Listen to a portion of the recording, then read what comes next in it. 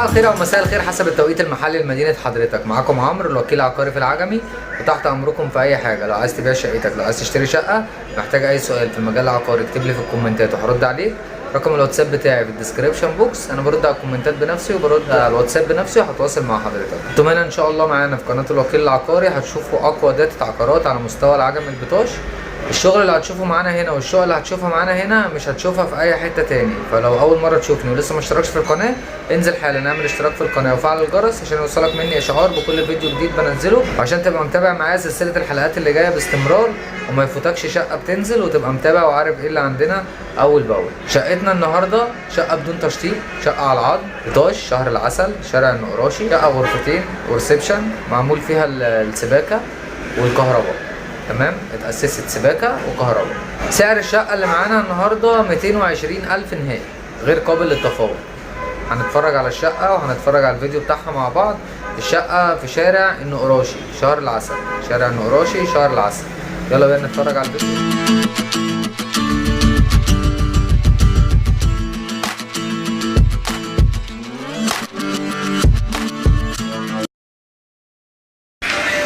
بسم الله الرحمن الرحيم.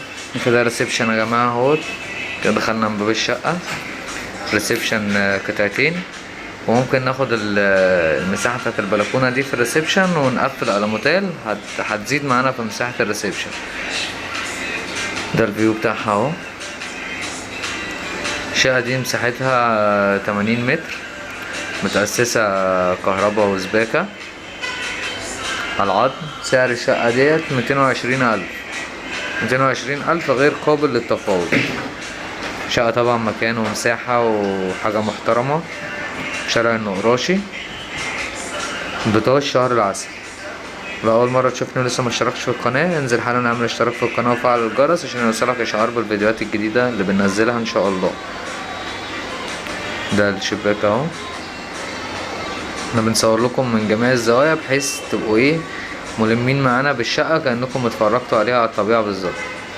انتظرونا ان شاء الله في فيديوهات جديدة وسلسلة حلقات جديدة، كل يوم في حاجات جديدة. احنا كده اتفرجنا على الشقة وانا مصور لكم الشقة من جميع زوايا التصوير، بحيث ان حضرتك تبقى شفت الشقة كأنك شفتها على الطبيعة بالظبط وجيت عملت عليها معاينة، توفيرا لوقت حضرتك وتوفيرا لمجهودك. احنا بنسعى بكل جهدنا ان احنا نوفر على حضراتكم وقت ومجهود، وبحيث ان حضرتك تبقى اتفرجت على الشقة ويبقى في فرجة واحدة بس ان شاء الله، معاينة واحدة. لما تجيلي ان شاء الله هنطلع نتفرج على الشقة، عجبتنا تمام، هنخش بقى في مرحلة الامان والورق وكده، وان شاء الله تكون من نصيبك، وان شاء الله ربنا يجعلها عتبة خير عليك.